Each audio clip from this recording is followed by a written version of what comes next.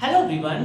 तो पिछली वीडियो में हमने बात किया था सेल इंजरी के बेसिक्स के बारे में, सेल इंजरी के कॉजेस के बारे में हमने बात किया था। साथ ही साथ हमने बात किया था स्टिमुलस के नेचर के अकॉर्डिंग किसी भी सेल में एडेप्टेशन होगा, सेलुलर एडेप्टेशन होगा या फिर सेल इंजरी होगी।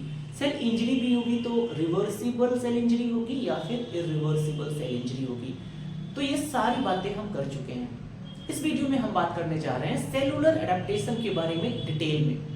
सबसे पहले हम हाइपरट्रॉफी के बारे में बात करेंगे, इसके बाद हाइपरप्लेजिया, एट्रोफी और मेटाप्लेजिया, सारी बातें हम करेंगे।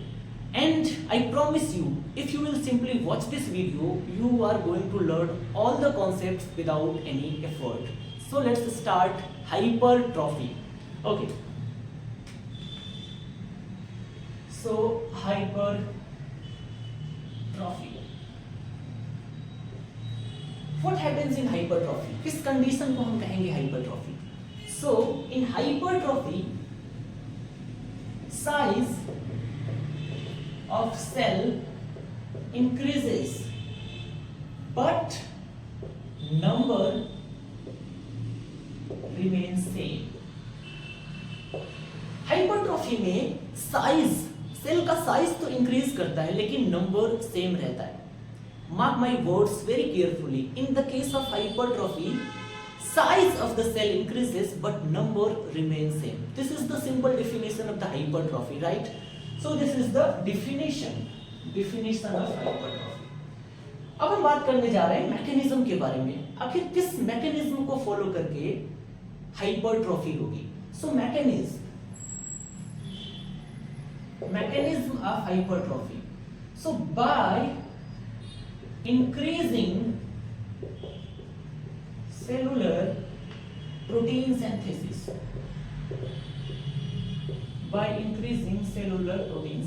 this is the simple mechanism of hypertrophy, by increasing cellular protein synthesis.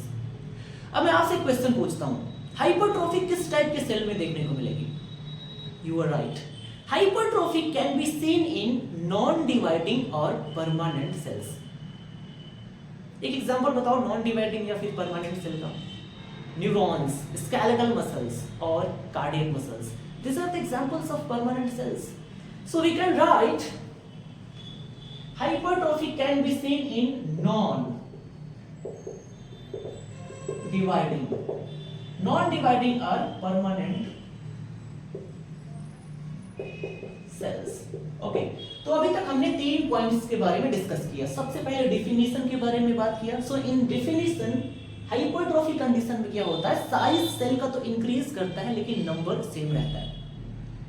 Mechanism, by increasing cellular protein synthesis and hypertrophy can be seen in non dividing और permanent cells like neurons, skeletal muscles और cardiac muscles. ठीक है, okay.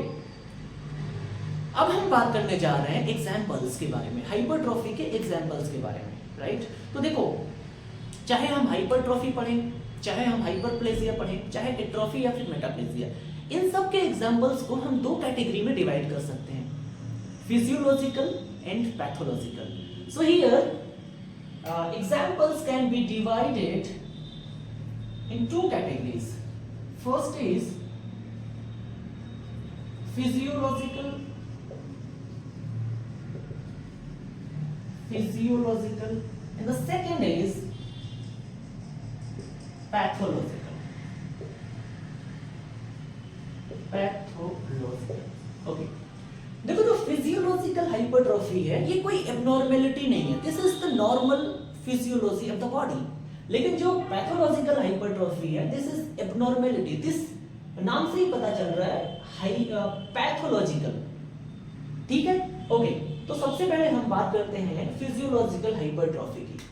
तो first example is pregnant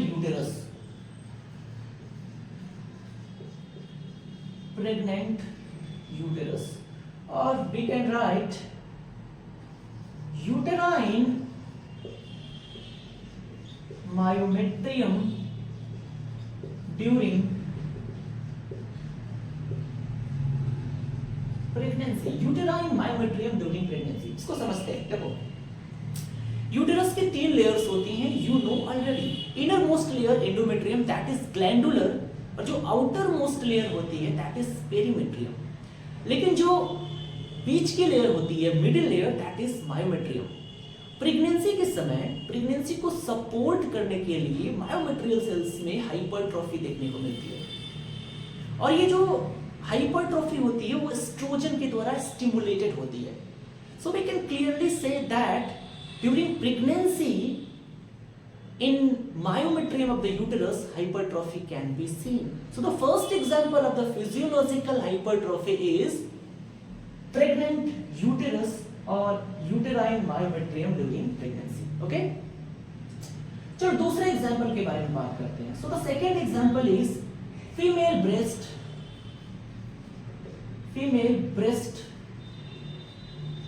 during lactation, female breast during lactation.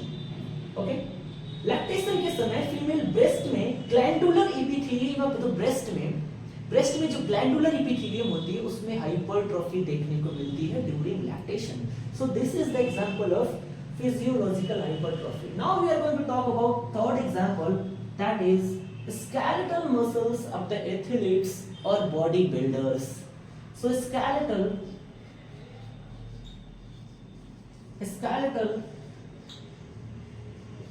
muscles of bodybuilders. Skeletal muscles of the bodybuilders. देखो bodybuilders के case में जो लोग जिम जाते हैं, हैवी एक्सरसाइज करते हैं, या फिर एथलीट्स के केस में क्या होता है, हैवी एक्सरसाइज के केस में उनकी मसल्स पर वर्कलोड बढ़ता है. तो उस वर्कलोड को अडेप्ट करने के लिए स्केलेटल मसल्स में हाइपरट्रॉफी होती है. अडेप्ट करने के लिए, क्योंकि हम एडेप्टेशन ही तो पढ़ रहे हैं, हम सेलुलर एडेप्टेशन का मेथड ही तो पढ़ रहे हैं, सेलुलर एडेप्टेशन का प्रोसेस ही तो पढ़ रहे हैं. तो हैवी एक्सरसाइज के केस में वर्कलोड को अडेप्ट करने के लिए स्केलेटल मसल्स में हाइपरट्रॉफी देखने को मिलती है. ठीक है, तो हमने तीन एग्जांपल्स के बारे में बात किया फिजियोलॉजिकल हाइपरट्रॉफी में. फर्स्ट इज प्रेग्नेंट यूटेरस और uterine myometrium during pregnancy. Second is female breast during lactation, and the third example is skeletal muscles of the bodybuilders or athletes. ठीक है, clear? Any doubt? Okay. Now we are going to discuss about pathological hypertrophy. The first example in pathological hypertrophy is LVH, left ventricular hypertrophy. Right? Left ventricular hypertrophy. Left ventricular hypertrophy. देखो कुछ cardiovascular disease के case में like hypertension या फिर एबोर्टिक valve disease के case में heart पे overload होता है. उस ओवरलोड को अडेप्ट करने के लिए वेंट्रिकुलर सेल्स में हाइपरट्रॉफी देखने को मिलती है. राइट? सपोज मान लेते हैं हाइपरटेंशन. अब हाइपरटेंशन में क्या होगा, हार्ट पे वर्कलोड पड़ेगा. अब इस वर्कलोड को अडेप्ट करने के लिए वेंट्रिकुलर सेल्स में हाइपरट्रॉफी देखने को मिलेगी. दूसरा हम कह सकते हैं एबोर्टिक वॉल्व डिजीज. एबोर्टिक वॉल्व डिजीज या फिर वॉल्व स्टेनोसिस. वॉल्व स्टेनोसिस के केस में वॉल्व की एरिया रिड्यूस हो जाती है, वॉल्व की एरिया कम हो जाती है. अब कम एरिया से ब्लड को फ्लो होना है, ऐसी कंडीशन में हार्ट को फोर्सफुली ब्लड को पंप करना पड़ेगा, हार्ट को एक्स्ट्रा वर्क करना पड़ेगा. अब इस एक्स्ट्रा वर्क को अडेप्ट करने के लिए वेंट्रिकल्स में हाइपरट्रॉफी देखने को मिलेगी. So left ventricular hypertrophy can be seen in hypertension और एबोर्टिक वॉल्व डिजीज और valve stenosis. So this is the example of pathological hypertrophy LVH, left ventricular hypertrophy. ठीक है, this is all about hypertrophy. तो hypertrophy के बाद अब हम पढ़ने जा रहे हैं hyperplasia. Right? So let's start hyperplasia. Hyperplasia.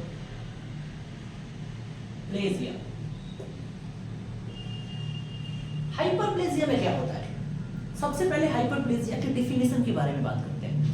देखो हाइपरप्लेजिया में सेल का नंबर इंक्रीज करता है लेकिन साइज सेम रहता है. हाइपरट्रॉफी में क्या पढ़ा था? हाइपरट्रॉफी में सेल का साइज इंक्रीज कर रहा था लेकिन नंबर सेम था.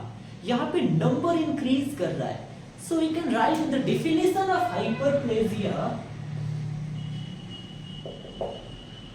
Number of cell increases but size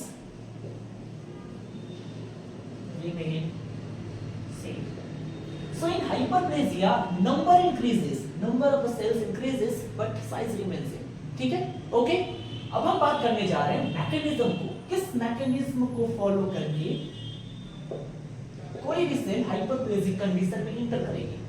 so by increasing growth factors. Okay, so by increasing growth factors. Growth factors की वजह से सेल का नंबर बढ़ रहा है, सेल डिवाइड हो रही है, सेल में माइटोसिस हो रही है. इसलिए हम इसको कह सकते हैं this is growth factor induced proliferation. Hyperplasia is growth factor induced proliferation of the cells. So we can write this is growth factor induced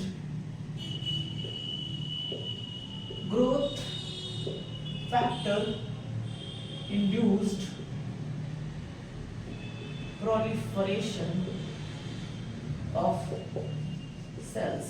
This is growth factor induced proliferation of the cells, right? Okay, again same question. किस type के cell में hyperplasia देखने को मिलेगी? क्या non dividing या फिर permanent cell में हाइपरप्लेजिया देखने को मिलेगी? नहीं. हाइपरप्लेजिया में सेल डिवाइड होती है, सेल का नंबर इंक्रीज करता है. और यहां तो नाम से ही पता चल रहा है नॉन डिवाइडिंग सेल्स और परमानेंट सेल्स.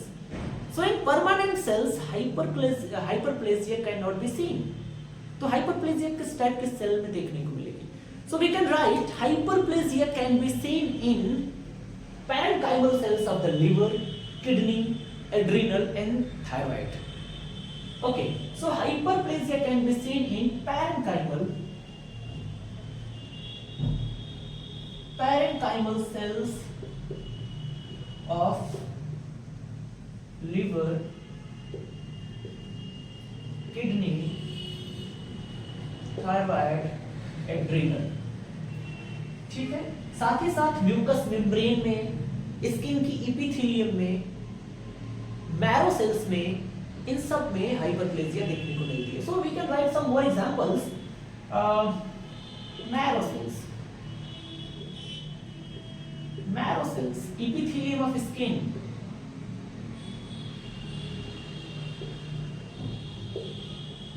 इन सारी सेल्स में हाइपरप्लेजिया देखने को मिलेगी. ओके, ठीक है.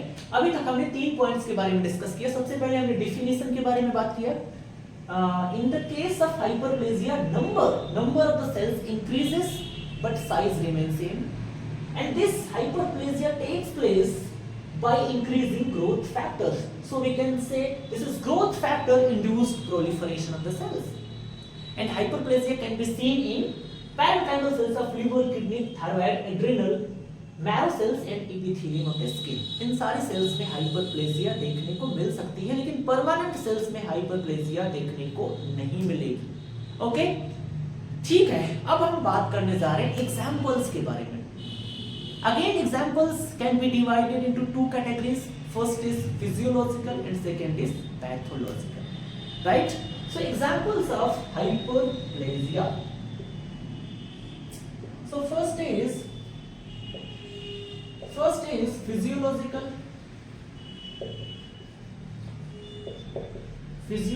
and the second is pathological.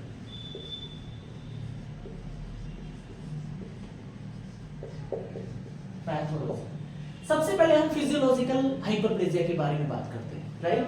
So the first example of physiological hyperplasia is pregnant uterus.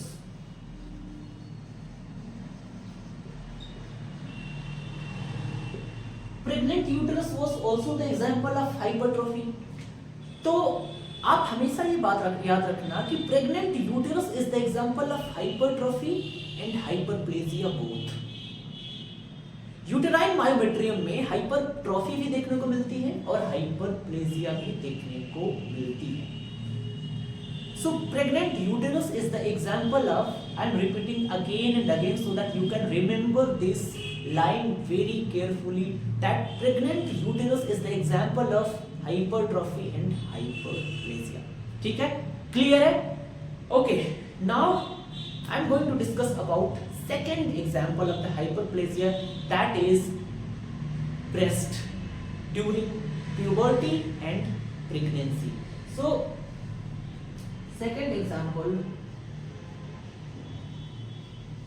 breasts during puberty and pregnancy. Breast during puberty and pregnancy. अच्छा, breast during lactation कहाँ example आया था? Breast during lactation was the example of physiological hypertrophy, and breast during puberty and pregnancy is the example of hyperplasia. आपको एक doubt न हो इसलिए मैं एक बात क्लियर कर देता हूं कि जब आप हर्षमोहन पढ़ेंगे तो ब्रेस्ट ड्यूरिंग लैक्टेशन को हाइपरप्लेजिया में एग्जाम्पल दिया गया है, लेकिन आप स्टैंडर्ड बुक पढ़ेंगे लाइक रॉबिन्स तो उसमें ब्रेस्ट ड्यूरिंग लैक्टेशन को हाइपरप्लेजिया में इंक्लूड नहीं किया गया है, सिर्फ breast during puberty and pregnancy को ही हाइपरप्लेजिया में इंक्लूड किया गया है। इसीलिए मैं यहाँ पर फिजियोलॉजिकल हाइपरप्लेजिया में breast during puberty and pregnancy he include कर रहा हूँ।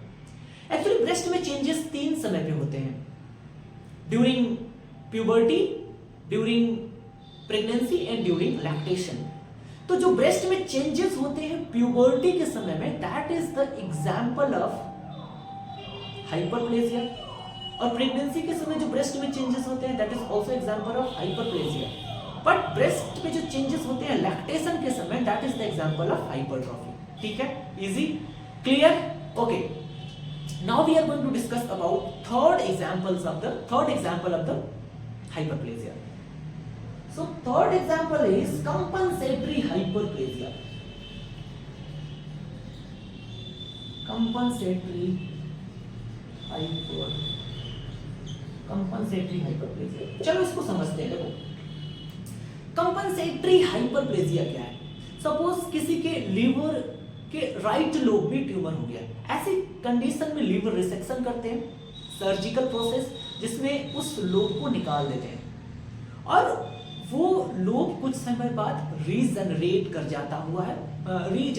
जाता है बचे हुए लीवर के पार्ट से। That is known as compensatory regeneration और compensatory hyperplasia. We all know that liver has great regeneration power, and this regeneration is due to hyperplasia. So third example of hyperplasia is compensatory hyperplasia, right? Okay. एक और example discuss कर ले। देखो blood transfusion के समय जब आप blood donate करते हैं या फिर एक्यूट ट्रॉमा की कंडीशन में, एक्सीडेंट की कंडीशन में ब्लड में कमी हो जाती है शरीर की।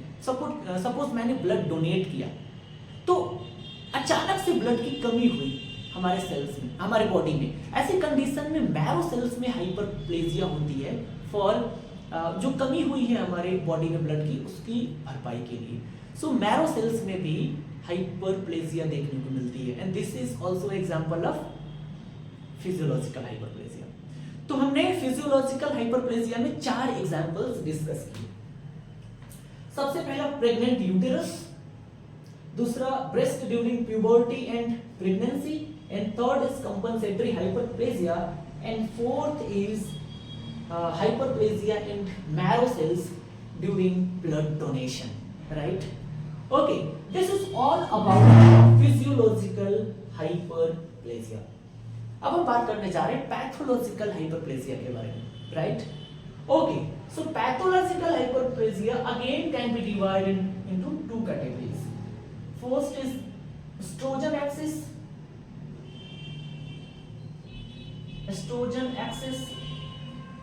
and second is androgen axis.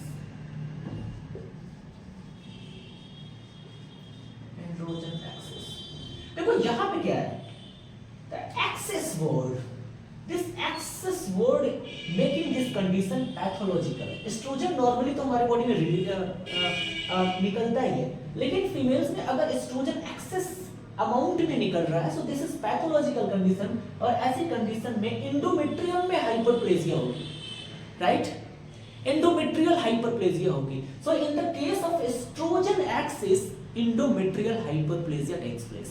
So endometrial hyperplasia,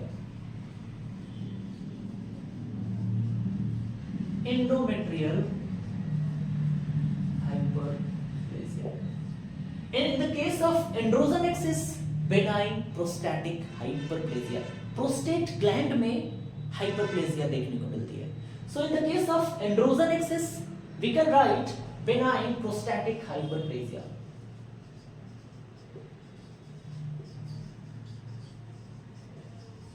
Benign prostatic hyperplasia. So this is all about hyperplasia. ठीक है, चलो एक बार क्विकली रिवाइज कर लेते हैं सारे पॉइंट्स को, ठीक है। तो सबसे पहले हमने बात किया हाइपरप्लेजिया के डिफिनेशन के बारे में। हाइपरप्लेजिया में सेल का नंबर तो इंक्रीज करता है लेकिन साइज सेम रहती है, ओके।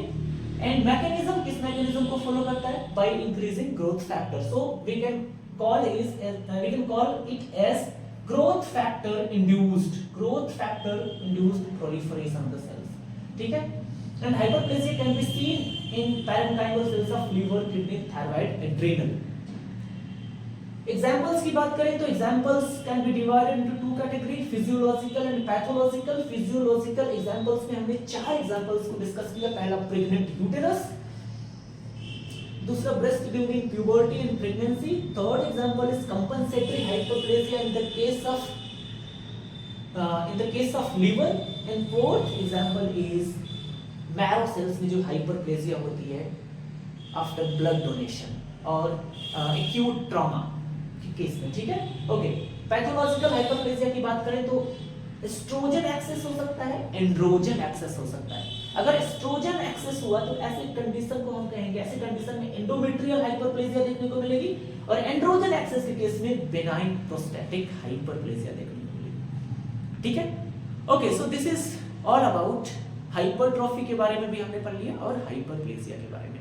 अब हम पढ़ेंगे 2 टॉपिक्स के बारे में, that is atrophy and metaplasia, ठीक। एट्रोफी, एट्रोफी में क्या होता है? देखो, एट्रोफी में सेल का नंबर तो डिक्रीज करता है और साइज भी डिक्रीज करती है। So we can say in the case of hypertrophy, number of the cells as well as size of the cells decreases, okay। So in definition we can write number of cells and size of cells decreases, okay। In hypertrophy number decreases as well as size decreases। तो जब number भी decrease करेगा और size भी decrease करेगा तो ऐसे case में सेल श्रिंक हो जाएगी। So we can write shrinkage of the cells takes place in atrophy. Shrinkage of cells, ठीक है, okay.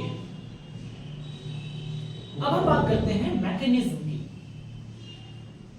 Mechanism, so we can write by decreasing protein synthesis,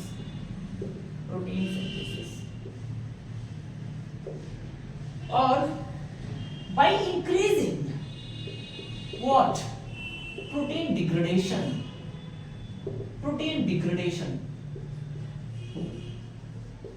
ठीक है। या तो प्रोटीन की सिंथेसिस डिक्रीज हो जाए, या तो प्रोटीन सिंथेसिस हो लेकिन उसका डिग्रेडेशन बढ़ जाए। ऐसे केस में एट्रोफी देखने को मिलेगी, ठीक है, ओके। तो 2 पॉइंट्स हमने डिस्कस किए सिंपल। एट्रोफी में सेल का नंबर भी डिक्रीज करता है, सेल का साइज भी डिक्रीज करता है। ऐसे केस में श्रिंकेज हो जाता है, ऑर्गन श्रिंक कर जाता है, ठीक है। जिस ऑर्गन के सेल्स में एट्रोफी देखने को मिलेगी उस ऑर्गन में श्रिंकेज हो जाएगा, ऑर्गन छोटा हो जाएगा, ठीक है, स्मॉल हो जाएगा। मैकेनिज्म की बात करें तो बाय डिक्रीजिंग प्रोटीन सिंथेसिस और इंक्रीजिंग प्रोटीन डिग्रेडेशन, ठीक है, okay। Now we will talk about examples of the atrophy, okay। So examples, again examples can be divided into 2 categories. First is physiological physiological, and second is, you already know, pathological. So atrophy दो conditions में देखने को मिल सकती है, physiological condition में और pathological condition में, ठीक है। तो चलो बात करते हैं फिजियोलॉजिकल एट्रोफी के बारे में, ठीक है।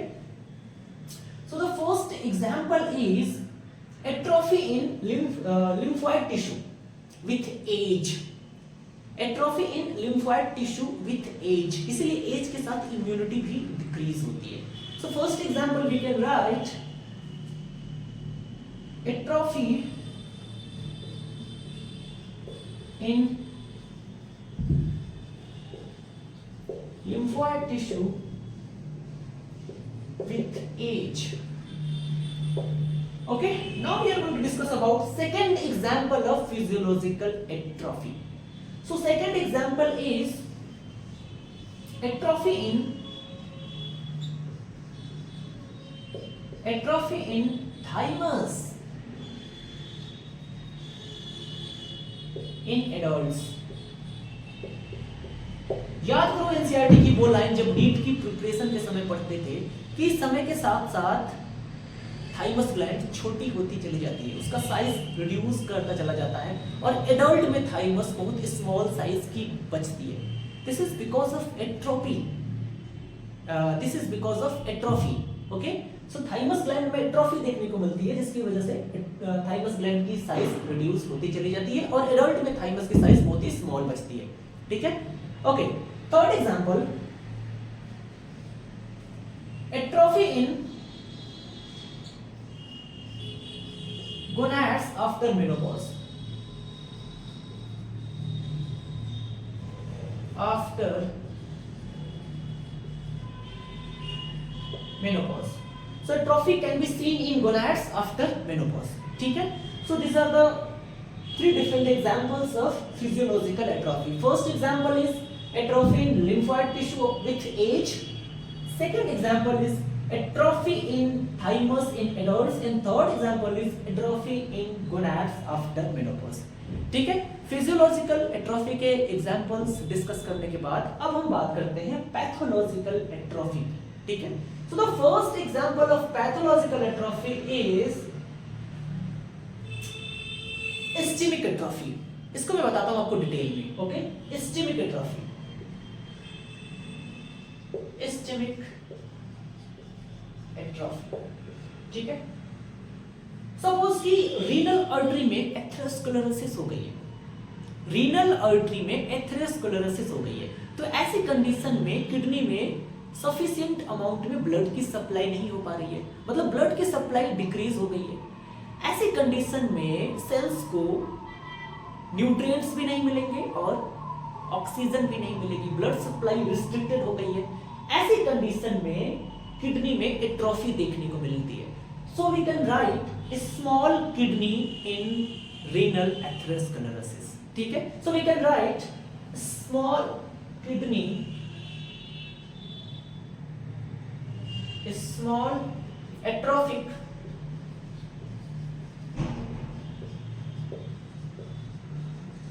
Kidney in renal atherosclerosis.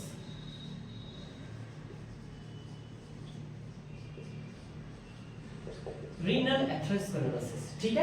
so this is ischemic atrophy and this is the condition of pathological atrophy। चलो दूसरे एग्जांपल के बारे में हम बात करते हैं, that is disuse atrophy।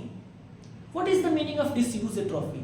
Simple है, देखो सपोज आपके किसी हाथ या पैर में फ्रैक्चर हो जाता है, प्लास्टर लग जाता है, तो ऐसी कंडीशन में आप मूवमेंट अगर नहीं करते हो, यूज नहीं कर रहे हो उस पार्ट का, जिस लिम्ब में आपके फ्रैक्चर हुआ है, अगर आप उसका यूज नहीं कर रहे हो, तो ऐसी कंडीशन में लंबे समय तक यूज न करने की वजह से उसमें एट्रोफी होने लगती है। So this is disuse atrophy, ठीक है।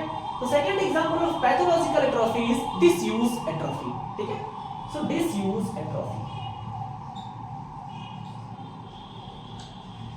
Disuse atrophy. चलो क्विकली एक बार रिवाइज करते हैं एट्रोफी को, ठीक है। सो सबसे पहले एट्रोफी की डेफिनेशन के बारे में बात करते हैं। So definition is very simple, number of the cells as well as size of the cells decreases what, number as well as size, ठीक है। What mechanism? So mechanism by decreasing protein synthesis or increasing protein degradation, या protein की synthesis decrease हो जाए या protein की synthesis तो हो लेकिन उसका डिग्रेडेशन बढ़ जाए। ठीक है, एग्जांपल्स की बात करें तो फिजियोलॉजिकल एट्रोफी में 3 एग्जांपल्स हमने डिस्कस किया। Atrophy in lymphoid tissue with age, atrophy in thymus in adults, and third example is atrophy in gonads after menopause. Okay, अगर पैथोलॉजिकल एट्रोफी की बात करें तो इस्चेमिक एट्रोफी और disuse atrophy. Okay, so this is all about atrophy.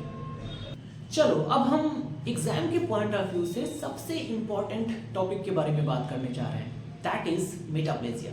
Okay, चलो start करते हैं। Metaplasia,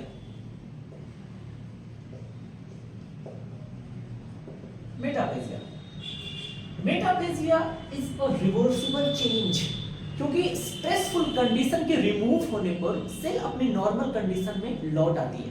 okay, so first of all I can write here it is a reversible change,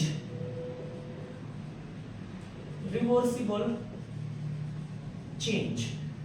ठीक है, अब हम बात करते हैं मेटाप्लेजिया के डेफिनेशन के बारे में। Okay, what happens in the case of metaplasia, let's see definition.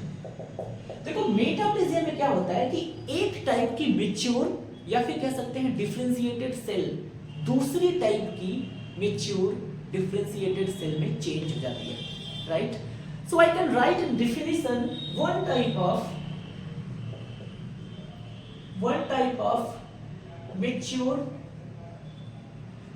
और differentiated cell converted into another type of mature cell, right? So in metaplasia one type of mature cell converted into another kind of mature cell। ठीक है, चलो देखो metaplasia में हम दो part में divide कर सकते हैं। First is epithelial metaplasia and second is mesenchymal metaplasia. देखो एपिथेलियल मेटाप्लेजिया, इसमें क्या होगा, डेफिनेशन में हम पहले ही पढ़ चुके हैं कि एक टाइप की मैच्योर सेल दूसरी टाइप की मैच्योर सेल में चेंज हो जाती है। अब एपिथेलियल मेटाप्लेजिया में क्या होगा कि one type of epithelium change into another type of epithelium. Suppose squamous epithelium है, but this squamous epithelium is converted into columnar epithelium, so this is known as columnar metaplasia। Okay, so first is epithelial metaplasia,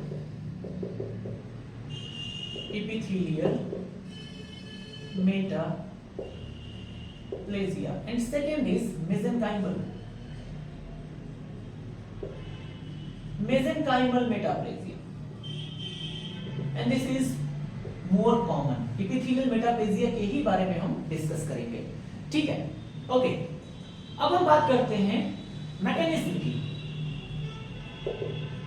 mechanism, so stem cell reprogramming होती है इसमें। So in metaplasia stem cell reprogramming, stem cell reprogramming word is important. देखो मैं समझाता हूं। Suppose कि जो stem cell है इसमें प्रोग्राम है for making squamous epithelium, but किसी कंडीशन की वजह से, किसी स्ट्रेसफुल कंडीशन की वजह से स्टेम सेल में रीप्रोग्रामिंग हो गई दूसरी टाइप की एपिथेलियम को बनाने के लिए। This is known as stem cell reprogramming. Okay, चलो अब हम बात करते हैं मेटाप्लेजिया के एग्जांपल्स के बारे में, ठीक है। So examples again can be divided into two categories. So first is physiological and second is pathological। सबसे पहले हम बात करते हैं फिजियोलॉजिकल मेटाप्लेजिया की। फिजियोलॉजिकल मेटाप्लेजिया के एग्जांपल के बारे में बात करते हैं। देखो सर्विक्स में मेंस्ट्रुएशन के समय क्या होता है, सर्विक्स में एक पॉइंट होता है जहां पर कॉलमनर एपिथेलियम भी होती है, स्क्वैमस एपिथेलियम भी होती है। उसको हम कहते हैं स्क्वैमो कॉलमनर जंक्शन, क्योंकि स्क्वैमस एपिथेलियम भी है और कॉलमनर एपिथेलियम भी है, that's why it is known as squamo columnar junction. अब मेंस्ट्रुएशन के समय क्या होता है कि इस जगह पर स्क्वैमस मेटाप्लेजिया होती है, क्योंकि स्क्वैमो कॉलमनर जंक्शन पर जो कॉलमनर एपिथेलियम है वो भी स्क्वैमस एपिथेलियम में चेंज हो जाती है। So this is known as squamous metaplasia. So squamous metaplasia can be seen at squamo columnar junction during menstruation. Okay, so I can write here squamous metaplasia. Example, first example is squamous metaplasia. Squamous metaplasia at squamocolumnar junction.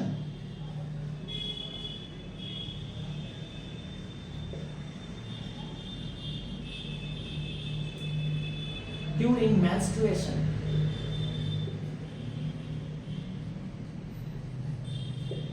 So, squamous metaplasia takes place during menstruation at squamocolumnar junction. Squamocolumnar junction पर जो columnar epithelium है वो भी squamous epithelium में change हो जाएगी, ठीक है। So this is the example of physiological metaplasia. Okay, अब हम बात करने जा रहे हैं पैथोलॉजिकल मेटाप्लेजिया के बारे में। Okay, so first example is smoking. First example is smoking, ठीक है। चलो समझते हैं। देखो, स्मोकिंग, सपोज कि कोई इंडिविजुअल है जो एक लंबे समय से स्मोक कर रहा है, तो उसके रिस्पायरेटरी ट्रैक्ट में क्या चेंजेस होंगे। Normally respiratory tract is lined by pseudo stratified ciliated columnar epithelium. I repeat, normally respiratory tract is lined by pseudo stratified columnar epithelium.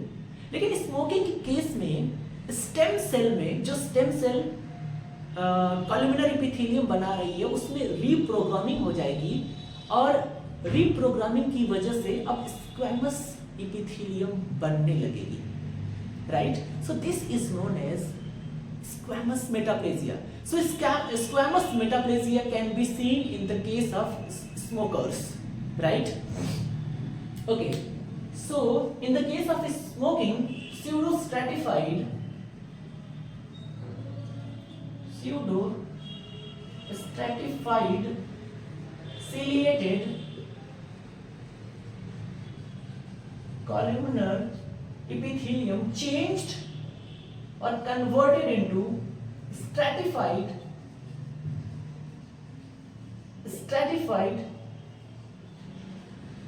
squamous epithelium. Okay, so smoking के case में pseudo stratified ciliated columnar epithelium stratified squamous epithelium में change हो जाती है, and this condition is known as squamous metaplasia. Okay, अच्छा, आपके दिमाग में ये क्वेश्चन आ सकता है कि क्या फायदा हो रहा है इससे, इस कन्वर्जन से क्या फायदा हो रहा है। देखो, squamous epithelium is more sturdier to bear the stress of smoke. Smoking में जो टॉक्सिन्स, जो पॉइजन्स निकल रहे हैं, उसको बियर करने के लिए this is more sturdier, it has more strength to bear the toxins of smoke. So this conversion is taking place, squamous metaplasia. Okay, okay, so now we are going to discuss about second example, that is Barrett's oesophagus. चलो, अब हम Barrett's oesophagus के बारे में थोड़ा detail में देखते हैं, because it is important. So second example of pathological metaplasia is Barrett's esophagus. Barrett's esophagus. Barrett's esophagus. Normally, esophagus is lined by squamous epithelium, right? But certain pathological condition में like GERD, gastroesophageal reflux disease में क्या होता है कि this squamous epithelium of the esophagus is converted into columnar epithelium. Okay, so normally esophagus is lined by squamous epithelium. squamous epithelium,